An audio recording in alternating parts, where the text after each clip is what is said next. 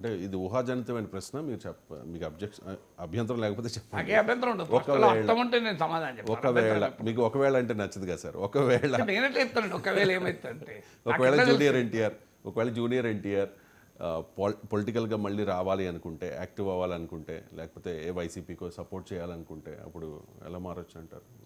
Support చేసినప్పుడు మాట్లాడదాం. అప్పుడు ఇట్లా చెప్పగలుగుతాను. Right sir.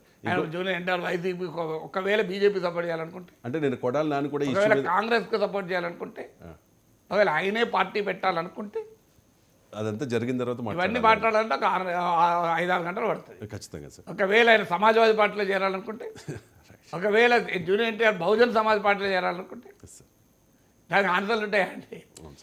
అంటే నిన్న ఇష్యూ అయిన తర్వాత కొడాలి నాని కూడా చాలా గట్టిగా రియాక్ట్ అయ్యారు. ఏదైనా ఇప్పుడు మనము అంటే లోకేష్ ఏమన్నారంటే అండి, ఆయన ఏమంటారంటే మీ తాత ఖర్జూరన్ నాయుడు జూనియర్ ఎన్టీఆర్ తాత సీనియర్ ఎన్టీఆర్, ఆయన వారసత్వం జూనియర్ ఎన్టీఆర్కే వస్తుంది, ఆయన ముందు మీరు నథింగ్ అన్నట్టుగా మాట్లాడుతూ ఉన్నారు సార్ కొడాలి. రాజకీయ నాయకుల ప్రతి వ్యాఖ్య పైన వ్యాఖ్యానించడం నా తరం కాదు.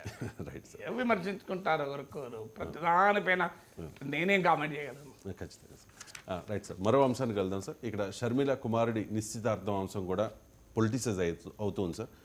సీఎం జగన్ ఈ నిశ్చితార్థానికి హాజరయ్యారు అనేది ఒక వార్త సార్. ఇది రెండో వార్త చెప్తున్నాను సార్. అన్నతో అంటి ముట్టనట్టుగా షర్మిల, దూరంగానే షర్మిల. అంటే సాక్షిలో వచ్చిన ఒక వార్త, ఆయన హాజరయ్యారు జగన్మోహన్ రెడ్డి చెల్లి షర్మిల కుమారుడి నిశ్చితార్థానికి అనేది. ఇప్పుడేమో దానికి ఆపోజిట్గా ఉన్న ఆంధ్రజ్యోతి అవ్వచ్చు, ఈనాడు అవ్వచ్చు, వాళ్ళు ఏమనంటే దూరంగా ఉన్నారు, అంటి ముట్టినట్టుగా వ్యవహరించారు షర్మిల జగన్ అని చెప్పేసి. అసలు పెళ్ళి అది రాజకీయ మీటింగ్ అండి? కాదు కదా కనీసం పెళ్ళిని కూడా స్పేర్ చేయరా సార్? ప్రైవేట్